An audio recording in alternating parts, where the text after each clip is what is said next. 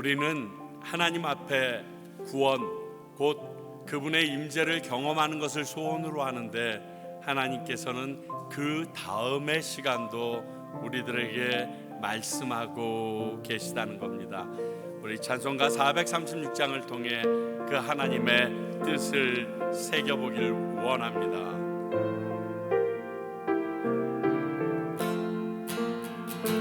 나의 이제 주님의 새 생명 얻은 몸, 옛것은 지나고 새 사람이로다. 그 생명 내 맘에 강같이 흐르고 그 사랑 내게서 해같이 빛난다.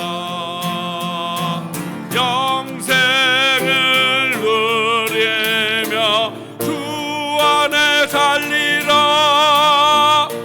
오늘도 내일도 주 함께 살리라.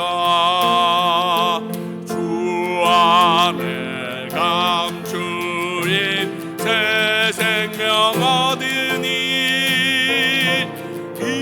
이전에 줬던 것 이제는 값없다. 하늘의 은혜와 평화를 맛보니 찬송과 기도로 그 함께 살리라. 영생을 누리며 주 안에 살리라. 오늘도 내일도 주 함께 살리라. 산천도 조목도 새 것이 되었고 죄인도 원수도 친구로 변한다. 새 생명 얻은 자 영생을 누리니 주님을 모신 맘 새 하늘이로다. 영생을 누리며 주 안에 살리라. 오늘도 내일도 주 함께 살리라. 주 따라가는 길 험하고 멀어도 찬송을 부르며 뒤따라가리다. 나 주를 모시고 영원히 살리라. 날마다 섬기며 주 함께 살리라. 영생을 누리며 주 안에 살리라. 오늘도 내일도 주 함께 살리라. 내가 주께 감사함을 날 지으심이 놀라워라. 주의 일이 기함을 내 영혼이 아나이다. 주의 생각 어찌 그리 사랑스러워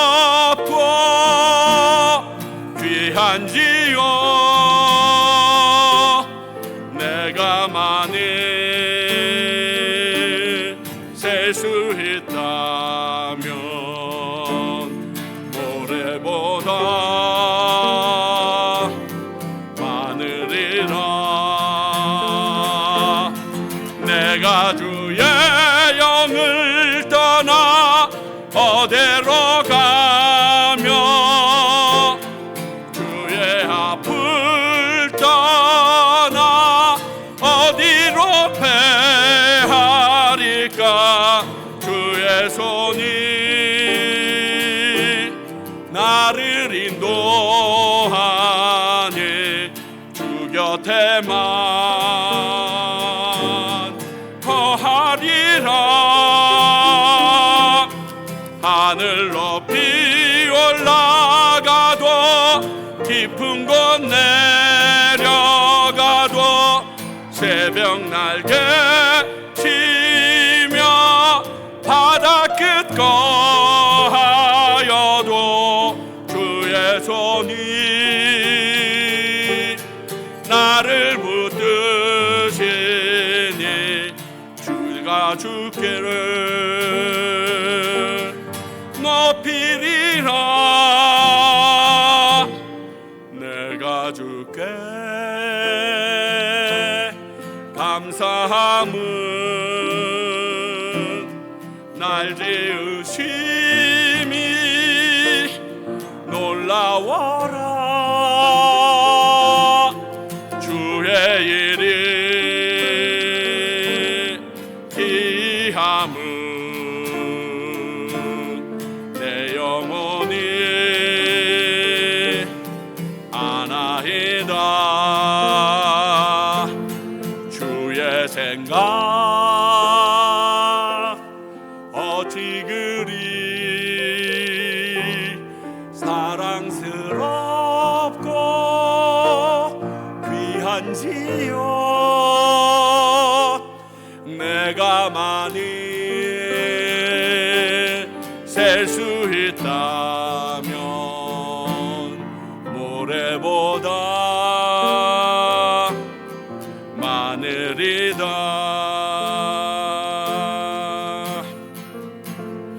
따스한 성령님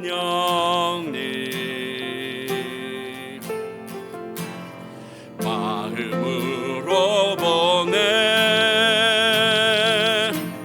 내 몸을 감싸며 주어지는 평안함 만족감을 느끼네. 부르신 곳에서 나는 예배하네. 어떤 상황에도 나는 예배하네. 부르신 곳에서 나는 예배하네. 어떤 상황에도 나는 예배하네. 내가 걸어갈 때 길이 되고 살아갈 때 삶이 되는 그곳에서 예배하네. 내가 걸어갈 때 길이 되고 살아갈 때 삶이 되는 그곳에서 예배하네. 부르신 곳에서 나는 예배하네. 어떤 상황에도 나는 예배하네. 부르신 곳에서 나는 예배하네. 어떤 상황에도 나는 예배하네. 사랑과 진리에 사랑과 진리에 한 줄기 빛보내 내 몸을 감싸며 주어지는 평안함 그 사랑을 느끼는 부르신 곳에서 나는 예배하네.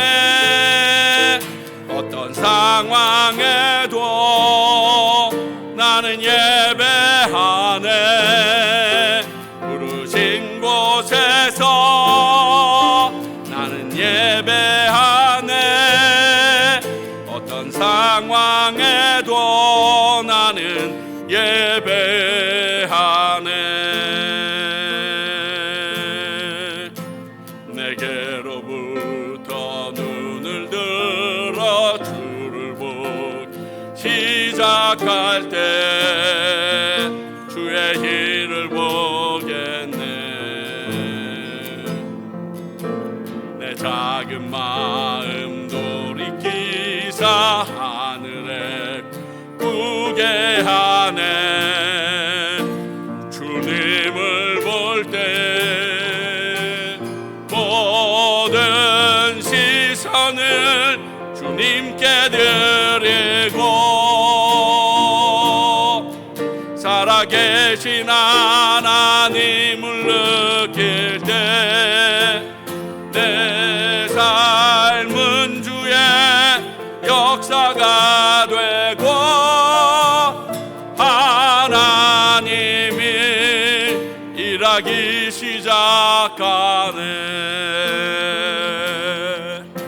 성령이 나를 변화시켜 모든 눈 사라질 때 주의 일을 보겠네.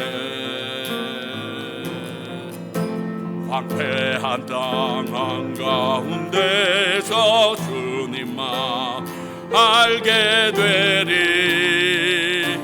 주님을 볼 때 모든 시선을 주님께 드리고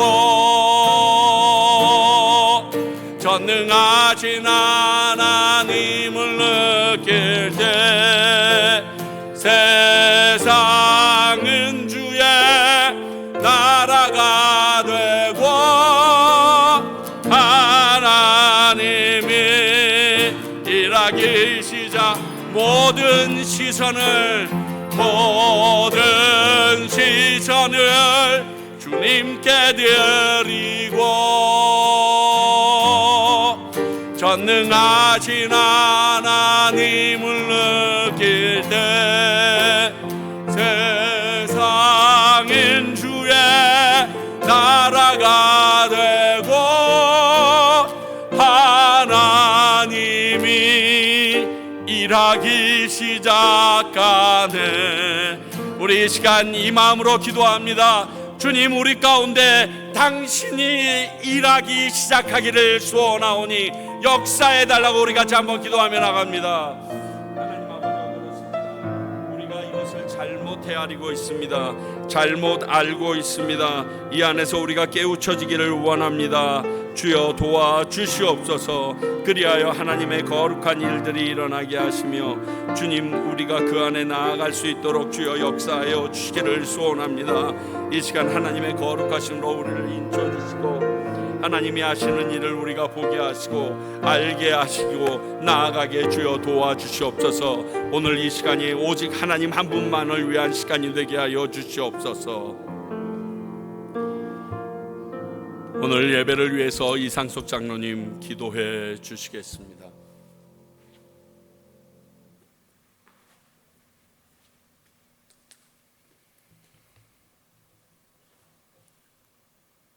사랑과 자비가 풍성하신 주님, 오늘도 우리를 구별하시고 거룩한 예배의 자리로 인도하심을 아버지 감사를 드립니다.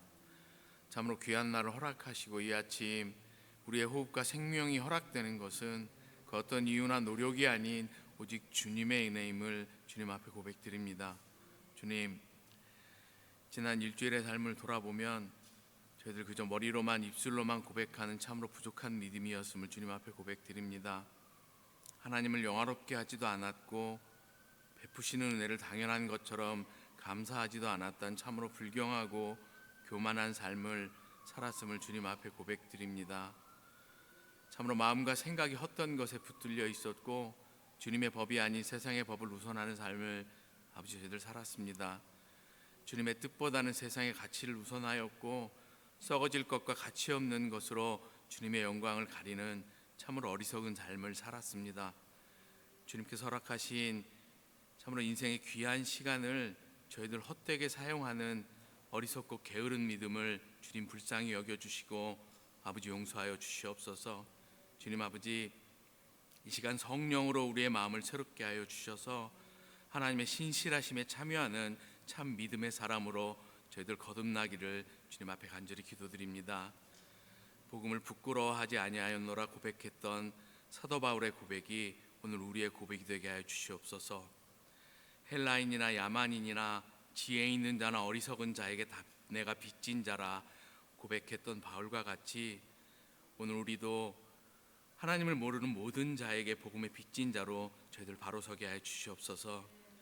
모든 믿는 자에게 구원을 허락하시는 주님의 사랑과 능력을 저희들 담대히 전하는 우리 모든 지체가 되게 하여 주시옵시고, 아버지 하나님, 우리의 입술로 담대히 복음을 선포하며 우리의 삶으로 복음을 증거하는 참 복음의 증인으로서 우리의 남은 삶을 살아낼 수 있도록 주님께서 저희들의 믿음을 붙들어 주시옵시고, 아버지 하나님, 그리 살아낼 능력을 허락하여 주시옵기를 주님 앞에 간절히 기도드립니다. 주님 아버지, 주님께서 세우신 평강교회를 기억하여 주시옵소서. 세우신 공동체가 참으로 복음의 통로가 되길 원합니다. 어두운 세상 속에 빛과 소금의 역할을 다하는 그런 믿음의 공동체가 되게 하여 주시옵소서. 아버지 하나님, 예배와 기도 또 찬양이 끊이지 않는 거룩한 교회가 되게 하여 주시옵시고, 모든 성도들이 한 성령 안에서 하나 되게 하여 주시옵시고, 서로 사랑하고 격려하는 참 믿음의 공동체가 될 수 있도록 주님께서 도와주시옵소서. 아버지, 저희들 복음을 함께 세워나가는 주님께서 사용하시는 그러한 주님의 공동체로 주님께서 세워주시옵소서. 주님 아버지, 과테말라 땅을 긍휼히 여겨주시옵소서. 이 땅의 가난과 불의와 모든 어둠이 주님의 빛으로 밝게 빛나게 해 주시옵소서. 주님의 위로와 은혜가 넘치는 주님의 땅이 되도록 주님께서 친히 간섭하여 주시옵소서. 참으로 모든 교회와 선교지 위에 주님의 손이 함께 하시기를 간절히 기도드립니다. 특별히 주님께서 세우신 김태중, 정우영, 이영길, 장승원, 장희선, 박성훈 선교사님과 그 가정들을 주님의 평안으로 주님께서 덮어주시옵소서. 아버지 하나님, 그 사역들 가운데 하나님의 신실하심이 드러나게 하여 주시옵시고, 그들의 헌신에 복음의 열매를 맺힐 수 있도록 주님께서 능히 함께하여 주시옵소서. 주님 아버지, 주님 사랑하시는 다음 세대를 위해 기도드립니다. 거짓과 혼탁한 세대 속에서도 어린 심령들이 진리를 사랑하게 하여 주시옵시고, 하나님의 말씀 위에 굳게 서는 그리 자라나는 믿음의 세대로 아버지 주님께서 간섭하여 주시옵소서. 주님 아버지, 친히 그 사역 위에 동행하여 주시옵시고, 각각의 그들의 어린 영혼의 삶 가운데 주님께서 직접 간섭하여 주시옵소서. 아버지 하나님, 또한 그들을 가르치고 돌보는 사모님과 예언 선생님 위에 지혜와 사랑을 또 인내를 더하여 주셔서 아버지 하나님, 그 수고가 아버지 거룩한 열매로 열매 맺을 수 있도록 주님께서 동행하시고 친히 인도하여 주시옵소서. 주님, 이제 주님의 말씀 받습니다. 생명의 말씀 전하시는 목사님 위에 성령의 기름을 부어 주시옵소서. 아버지 하나님, 그 입술을 통해 선포되는 복음이 하나님의 능력으로 나타나게 하여 주시옵시고, 아버지 하나님, 주님 역사하여 주셔서 아버지 하나님, 그 말씀 안에서 우리의 믿음이 다시 새로워지고 신실하신 주님을 더욱더 깊이 알아가는 그러한 귀한 한 시간이 되도록 보혜사 성령님께서 이 시간 운행하여 주셔서 아버지 하나님, 저희들 한 영혼도 흐트러짐 없이 아버지 하나님, 오늘 친히 임재하시는 주님을 만나고 돌아가는 그러한 귀한 예배 되게 하여 주시옵소서. 아버지 하나님, 오늘 예배를 통해 하나님의 영광이 드러나게 하여 주시옵시고, 우리가 복음의 빚진 자로 다시 나아가게 하시며 아버지 하나님, 저희들 삶이 주님만 높임 받게 하시는 그러한 거룩한 삶이 되고 아버지 하나님, 그러한 거룩한 예배 될 수 있도록 주님께서 인도하여 주시옵소서. 이 모든 말씀 우리를 끝까지 포기하지 않으시는 예수 그리스도의 이름으로 간절히 기도드립니다.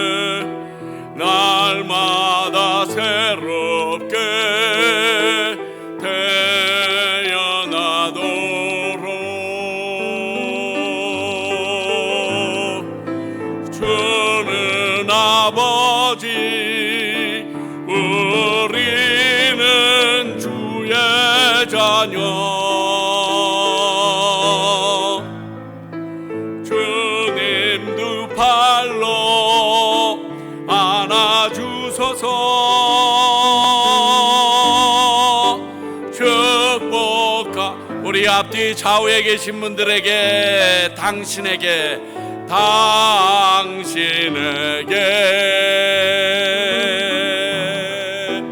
날마다 새롭게 태어나도록.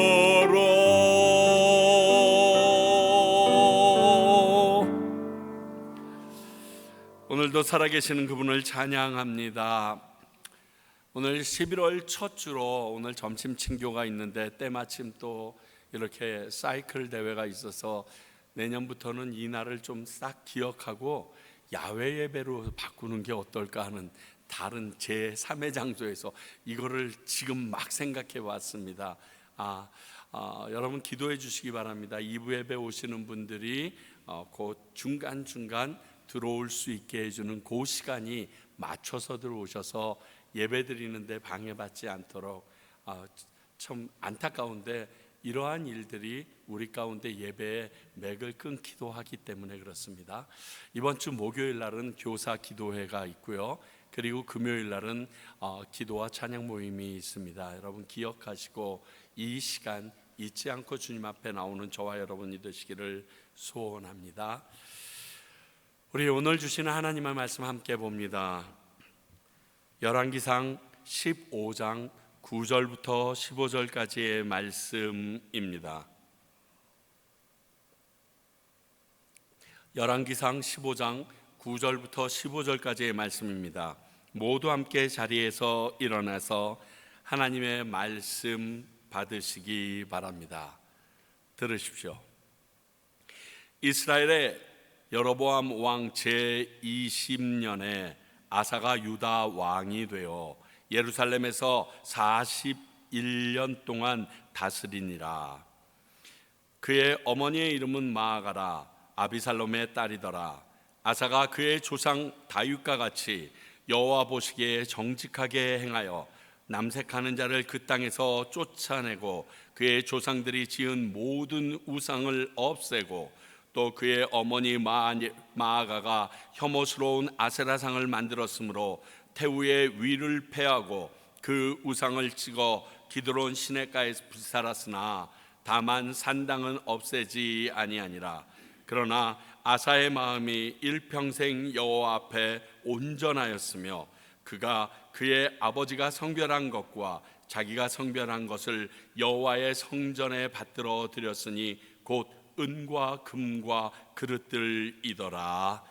아멘. 하나님의 말씀입니다. 자리에 앉아 주시기 바랍니다. 기도하겠습니다.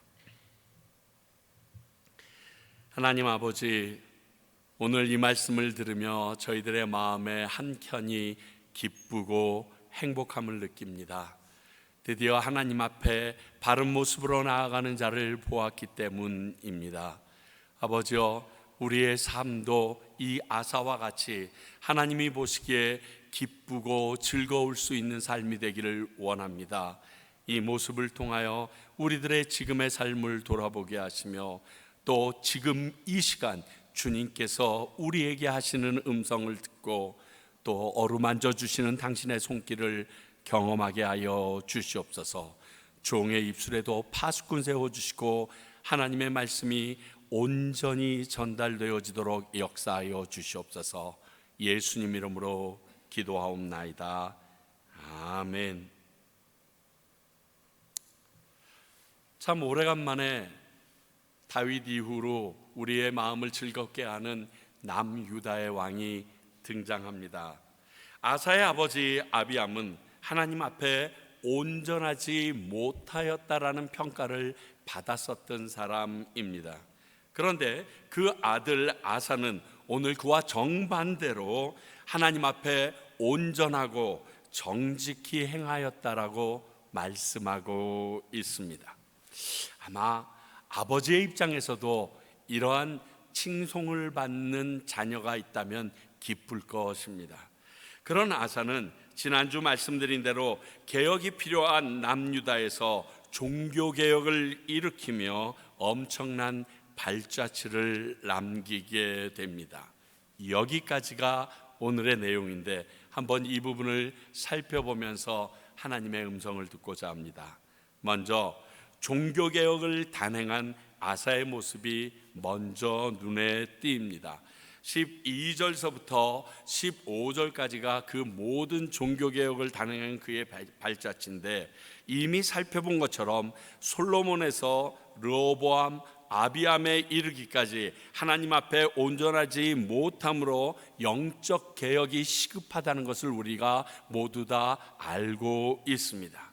그런데 그가 첫 번째 한 것은 12절에 있는 말씀, 남색하는 자들을 내어 쫓았다라고 적혀져 있습니다.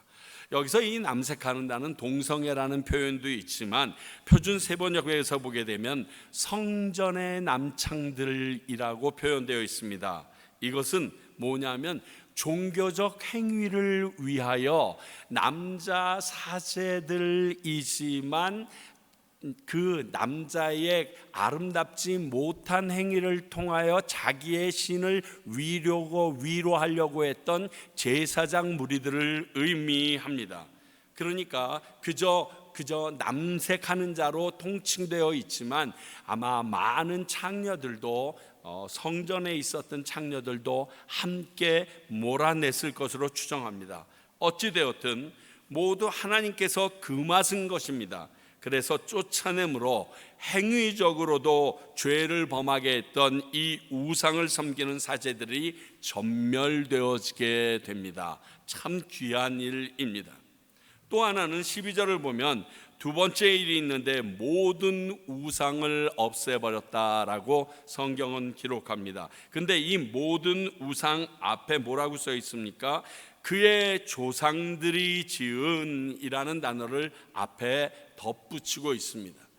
그러니까 이 땅서부터 자생된 게 아니라 조상들이 어떤 이유에서인지 모르지만 그러한 하나님 아닌 우상들을 세웠었는데 이것들을 그 가장 조상들의 후임이 되는 아사가 다 없애버렸다라는 말입니다. 이는 그냥 우상을 무너뜨린 것보다 더한 세력의 비호함이 있었을 것입니다.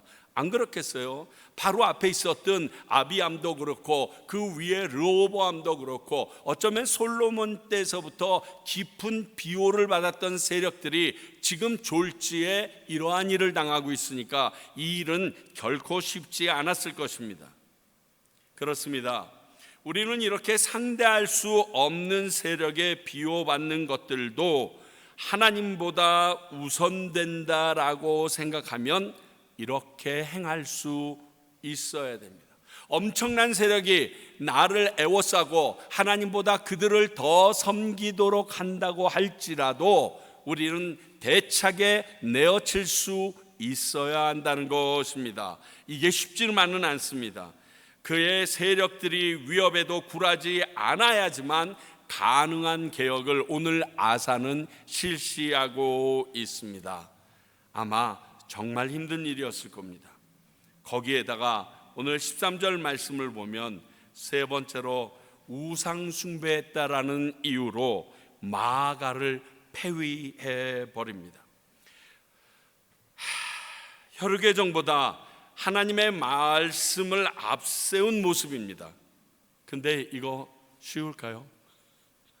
어렵고 불가능까지 하다라고 말해도 과언이 아닐 겁니다. 이럴 경우에 보통 많은 사람들은 기다려주기도 합니다. 심지어는 묵인하기까지도 합니다. 왜? 혈육이니까. 특히 지금 어머니 내지는 할머니로 표현되어 있거든요. 그것은 내 가족을 위하는 일이라고 생각하는데 그게 아니라는 겁니다. 오히려 내 가족을 죽이는 일이기 때문에 끊어내버리는 아사의 모습을 봅니다. 이렇게 혈연의 정을 끊어내는 종교개혁에도 14절 말씀은 산당은 패하지 못했다라고 기록하고 있습니다. 그래서 한번 살펴봤습니다. 왜 많은 왕들이 종교개혁을 단행하면서 이 산당을 패하지 못했을까? 아사의 아들인 여호사밧은 산당을 패해버립니다. 그럼에도 불구하고 살펴보았더니 많은 지방의 호족들, 강력한 세력을 가진 자들이 그곳을 근거로 모임을 갖고 그곳에서 모든 일을 도모했다라고 합니다. 그러니까 이 아사의 입장에서 지금 많은 정치적인 세력들과 척이 지고 있는데 여기 지방 호족까지 척이 지게 되면 그의 생명에, 그의 정치 생명에 위협을 느낀 것이 아닌가 많은 성경학자들은 얘기합니다. 그렇습니다. 이것은 우리에게 단적으로 다른 것을 보여줍니다. 뭐냐면 죄를 온전히 끊어내기가, 죄와 싸워 이기기가 얼마나 힘든 것인지를 보여줍니다. 여러분, 이번 금요일 날 우리 아이들 모임에서도 할렐루야 나잇을 할로윈 데이에 하는 이유를 악은 그 모양이라도 버리라고 했던 하나님의 말씀을 근거로 우리가 이 모임을 갖는다고 말씀드렸습니다. 이게 무슨 뜻이냐면요, 죄를 짓지 않는 것이 이미 내가 지은 죄와 끊어내는 것보다 더 쉽다라는 거예요. 차라리 죄를 짓지 않는 게 죄를 지었던 것을 끊는 것보다 어려운 것을, 쉬운 것을 알려주는 말씀이 이것입니다. 누구나 죄를 짓는다고 성경은 이야기하고 있습니다. 그러나 그 지은 죄를 끊어내는 것은 오늘 아사처럼 혈육의 정까지 끊는 그 강력한 종교 개혁에서도 머뭇거리게 할 수밖에 없었다는 것입니다. 그래서 나중에 이 남유다에서 그 산당을 없앤 사람은 고작 3사람의 남짓할 정도로 절대로 건들지 못하는 아성과 같이 되어 있는데, 이것이 결국 남아있는 그 백성들로 하여금 우상을 다시금 섬기게 하는 마중물 역할을 하게 됩니다. 참 안타깝습니다. 자, 이러한 아사의 종교개혁에 대하여 성경의 평가는 11절 14절에서 이렇게 나옵니다. 그의 조상 다윗같이 여호와 보시기에 정직하게 행하였고, 14절은 일평생 여호와 앞에 온전하였다라고 평가받고 있습니다. 근데 이것도 약간 의문이 있습니다. 왜? 다음 주일은 이 아사가 하나님 앞에 잘못한 일들을 나누게 되거든요. 그래서 결론이 한 사람이 하나님 앞에 처음부터 끝까지 온전하게 서 있기가 얼마나 어려운가를 얘기해야 되는데 이렇게 말씀하셨다는 거예요. 이것을 보게 되면요, 우리 지난주 다윗에게 하나님께서 어떻게 평가합니까? 우리아의 일 외에는 그가 하나님 앞에 온전하였다고 그랬는데 사실 그렇지 않았거든요. 그리고 우리가 아는 대로 그 우리아의 일도 가벼운 죄가 아니었습니다. 이렇게 하나님은 우리 인간들이 한 행위 중에 좋은 것만을 기억하시고 장려하시는, 그리고 그것을 박수 쳐주시는 그러한 분이 아닌가 하는 생각이 듭니다. 항상 이러한 평가이기 때문에 그렇습니다. 여기서 여러분들에게 묻습니다. 여러분, 하나님께 어떤 평가를 받고 싶으십니까? 세상 사람들이나 세상이 아닌 하나님께 어떤 평가를 받고 싶으십니까? 세상이나 사람들의 평가보다 하나님의 평가에 우리는 민감했으면 합니다. 그게 우리 인생의 마지막 평가서가 되기 때문에 그렇습니다. 이 세상에서 뭐라고 얘기해도 주님 앞에 섰을 때 그분 앞에 써 있는 그 평가서, 그 생명록에 기록되어 있는 그것이 마지막 평가서이기 때문입니다. 그런데요, 의외로 이게 우리가 해볼 만합니다. 왜냐하면 우리 인간들은요, 자신이 인정받고자 하는 면과 아닌 면, 내가 좋아하는 분과 부분과 아닌 게 의외로 굉장히 정확합니다. 칼이 정확합니다. 뿐만이 아니라 내가 어떠한 것을 좋아한다라고 해서 그 부분을 실행하고 나갈 때 주변에서 뭐라고 얘기해도 내가 그 부분을 실행하기 위해 다소 무모할 정도로 거기에 올인하는 모습이 우리 인간들에게 있는 특별한 고집입니다. 그렇잖아요. 쟤는 말도 안 되는 걸 자기 혼자만 고집해.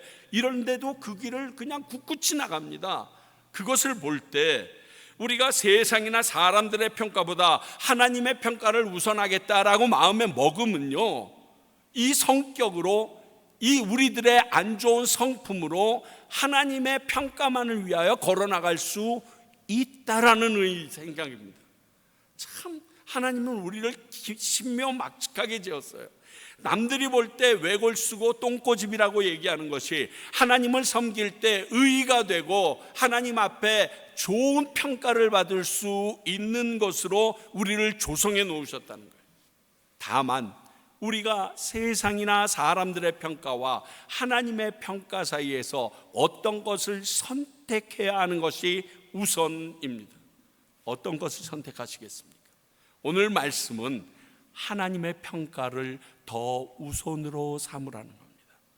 그게 바른 길이고 하나님 앞에 섰을 때 부끄럽당하지 않는 방법이라는 것입니다. 이상이 오늘 말씀에서 나왔던 종교개혁을 단행했던 아사의 모습입니다. 그렇다면 아사가 살아온 길은 어떠했을까 우리가 좀 궁금하지 않겠습니까?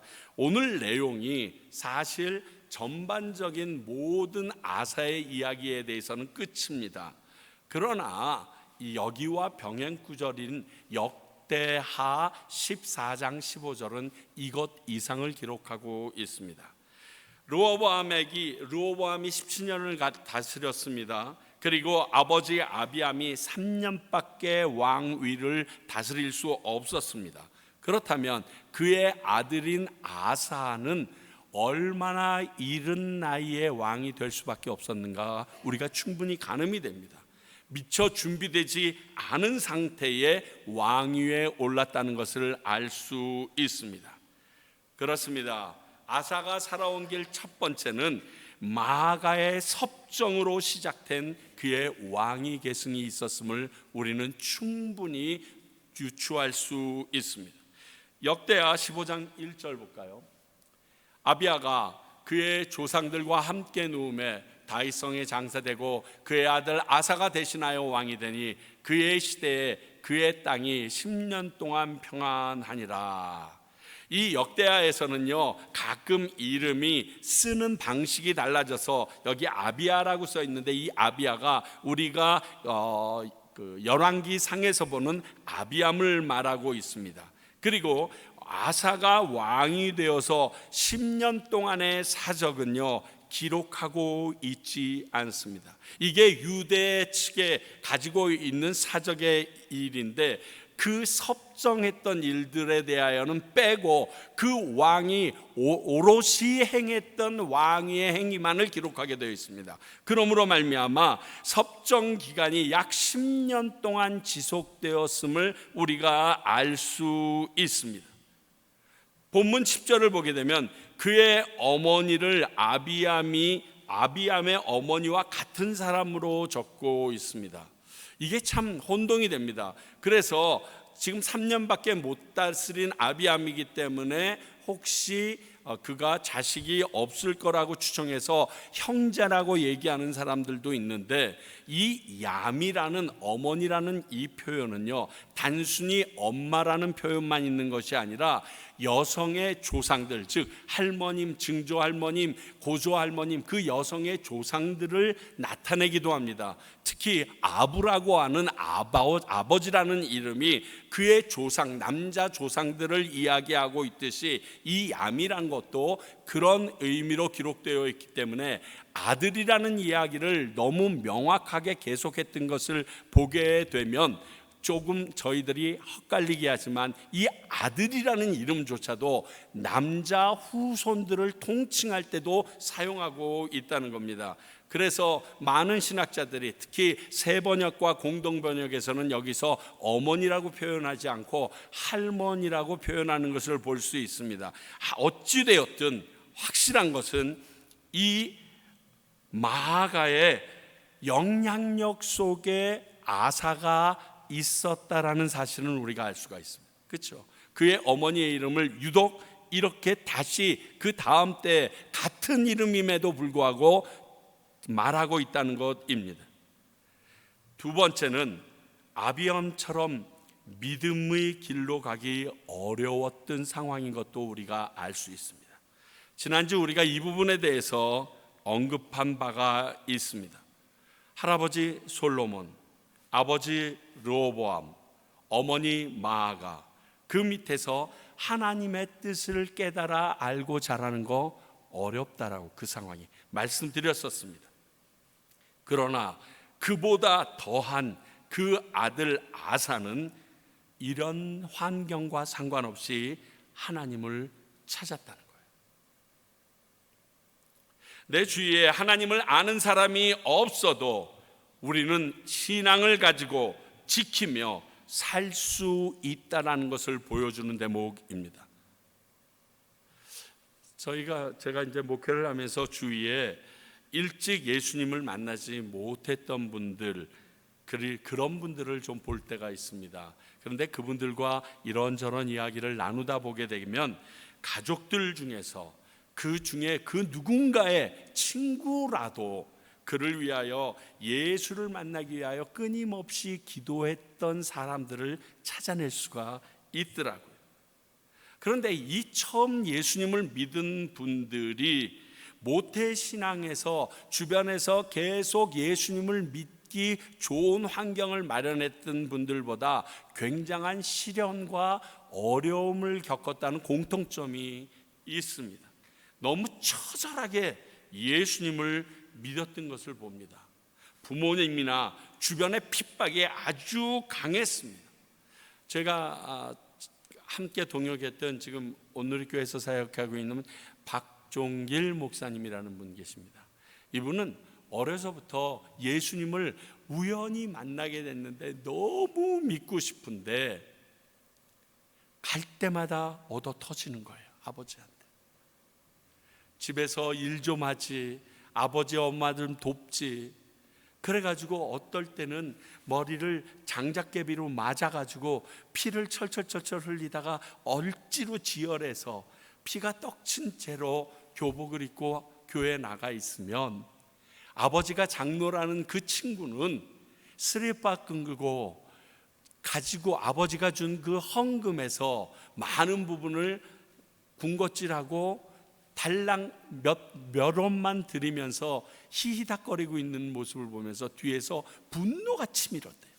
하나님, 나는 당신을 믿기 위해서 이렇게 피투성이 될 때까지 싸우면서 교회 나오는데 쟤는 무슨 복이 있어서 저렇게 편안한 상태에서 예배를 드릴 수 있음에도 오기 싫어합니까? 너무 억울하지 않습니까? 이런 고백을 끊임없이 했다라는 이야기를 들었습니다. 처음 예수를 믿는 사람, 그 가족과 그 사람에게는 이런 어려움과 아픔이 따라옵니다. 그러나 기억하십시오. 오늘 아사가 그랬듯이 하나님께서는 이렇게 준비된 사람을 통해서 하나님의 구원을 지속해 나가십니다.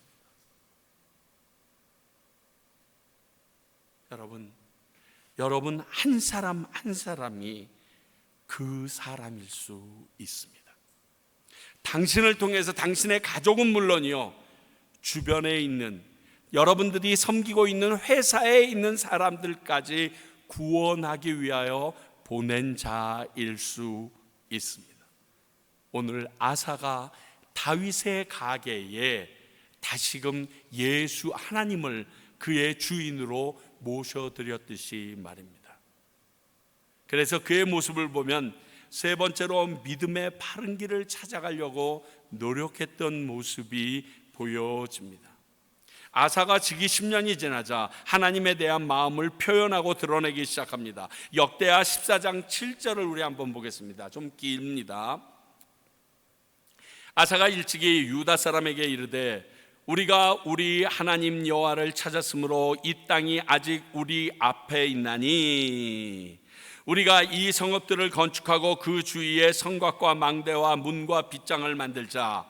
우리가 주를 찾았으므로 주께서 우리 사방에 평안을 주셨느니라 하고 이에 그들이 성읍을 형통하게 건축하였더라.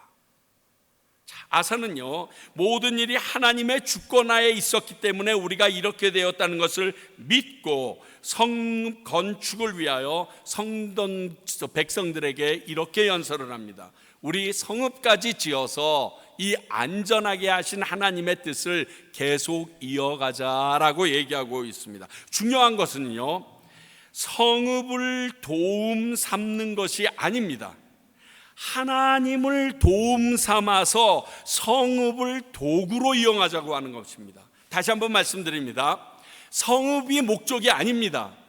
하나님의 도움이 있었기 때문에 우리가 평안하였으니 이 평안한 시기에 성읍을 완성하여 그 평안을 지속하게 누릴 수 있도록 도구 삼자라는 의미입니다.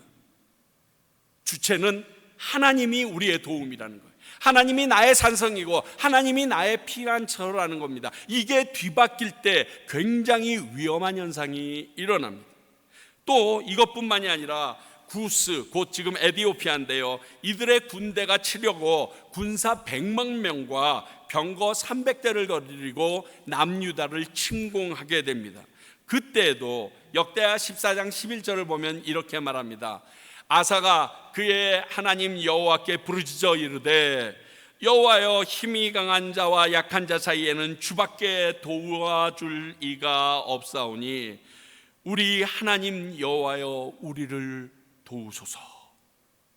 우리가 주를 의지하오며 주의 이름을 의탁하옵고 이 많은 무리를 치러 왔나이다. 여호와여, 주는 우리 하나님이시오니 원하건대 사람이 주를 이기지 못하게 하옵소서 하였더니, 이게 아사의 마음이었어요. 이렇게 하나님 앞에 먼저 기도함으로 하나님께서 이 구스를 완전히 진멸하여 승리를 쟁취하도록 허락하십니다. 아사는요, 개혁하기 이전에 이렇게 자신의 삶이 하나님께 온전히 의탁되어지는 삶을 살아왔음을 봅니다. 그리고 역대하 15장에 들어와서 그는 종교개혁을 단행합니다. 여기 중요한 부분이 있습니다.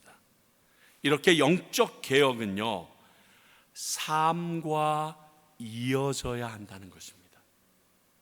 개혁을 먼저 하고 이런 삶을 사는 게 아니라 하나님 앞에 바른 삶을 살다가 보니까 우리 안에 영적 개혁이 필요하다라고 느껴지는 겁니다. 눈에 띄게 되는 겁니다. 이것은요, 마틴 루터도 똑같아요. 마틴 루터가 하나님의 말씀 로마서를 열심히 읽다 보니까 지금 그 구교 캐토릭이 항하고 있는 일들이 하나님의 말씀과 다른다는 것을 깨달아서 말씀을 그가 계속 읽는 삶을 살지 않았으면 몰랐을 것입니다. 그 삶을 살다가 종교개혁이 시작됐듯이 삶이 따르지 않는 개혁은요, 뿌리가 없는 나무에 열매 맺기를 기다리는 거랑 똑같습니다. 불가능합니다. 맺힐 수가 없습니다. 그리고 개혁 이후에도 이런 삶이 지속되어야 그 개혁을 탄력이 받기 시작해서 성취가 되는 겁니다. 개혁을 이루어 놓고 왕창 뭔가 처리했는데 자기는 가서 다른 우상을 데리고 온다든가 하나님의 삶과 다른 모습의 삶을 산다 그러면 그가 개혁을 이뤘던 것이 힘을 잃을 수밖에 없지 않겠습니까? 주변에서 볼 때 얼마나 가증스러운 일입니까? 자기는 이 일에 대해서 바르지 않다라고 얘기하며 그 바르지 않는 일을 그 사람이 행하고 있습니다. 여러분, 설교 준비하는 거 참 힘듭니다. 근데 설교 준비보다 100배 더 힘든 게 뭔지 아세요? 제가 설교한 말씀대로 살아야 된다라는 부담감입니다. 목사님들이 성도님들과 아주 친근하게 다가가지 못하는 이유 중에 하나가 여기에 있을 수 있습니다. 왜? 내가 설교했는데 그대로 살아내지 못하는 것이 그들에게 들켰을 때 내가 단상 위에 올라서 설교하면 여러분 믿겠어요? 하나님만 믿고 의지하라고 그랬고, 교회에서 유력한 인사 그 사람만 딱 붙잡고 그 옆에서 쫓아다니는 사람 보게 되면 여러분, 그 사람의 설교의 말씀이 하나님을 의지하고 있다라고 믿겠느냐고요. 똑같아요.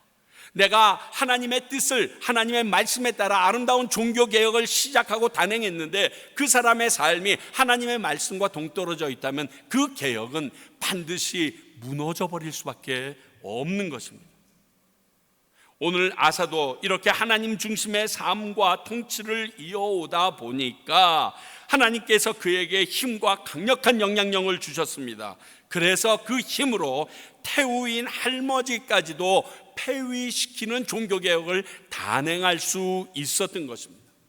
사람에게 하나님께서 영향력과 힘을 줄 때는 그것을 통하여 하나님의 거룩한 일을 완성시키기 원하는 거지, 나의 목적과 나의 욕망을 이루려고 주는 게 아닙니다. 그것을 아사는 너무 정확하게 알았습니다. 하나님께서 그에게 힘과 능력을 더하여 주시자 그 힘과 영향력을 가지고 하나님 아버지 한 분만 위하여 모든 것을 끊어낼 수 있었다는 것입니다. 그러므로 진정한 종교개혁은 나로부터 시작돼야 돼요. 내가 시작되어야 돼요. 이것이 너무 중요합니다. 이렇게 되지 않으면 개혁은 성공할 수 없습니다. 크고 원대한 개혁을 꿈꾸는 자가 자신을 먼저 개혁하지 못하면 그 개혁은 이룰 수 없습니다. 왜? 언젠가는 그 개혁이라는 항아리가 깨어져 버리기 때문에, 틈이 나서 다 흘러버리기 때문에 그렇습니다. 지난주 아비함을 통해서 영적인 개혁이 필요성을 느끼게 하셨고, 이에 맞추어 준비된 오늘 아사를 통한 종교 개혁을 우리가 보게 됩니다. 하나님은 이렇듯 그의 사람들을 위하여 새롭게 변화시키는 일을 하고자 하셨습니다.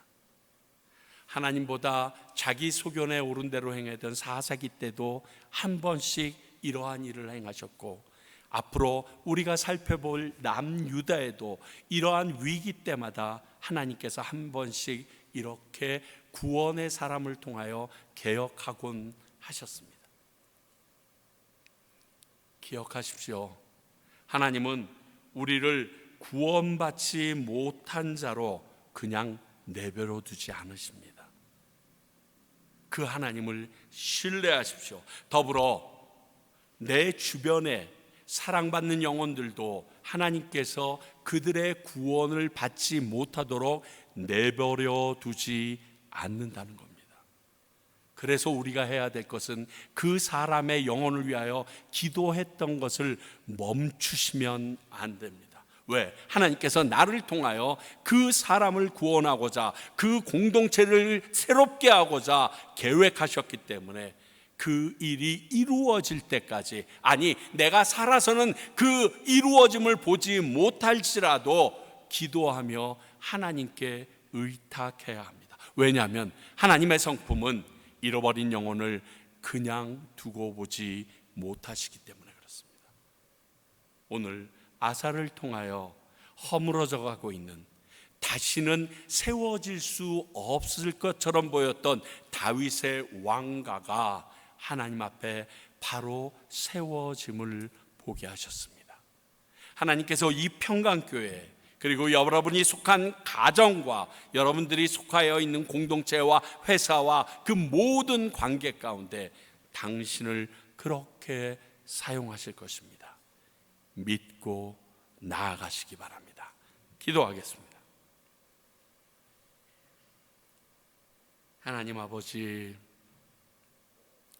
정말 앞뒤가 보이지 않는 막막하고 깜깜한 상황에서도 아사를 하나님의 사람으로 들어 쓰셨던 것을 보며 우리 가운데도 잃어버린 영혼들을 위하여 한 사람 한 사람을, 그리고 이 평강교회를 들어 사용할 것을 기대합니다.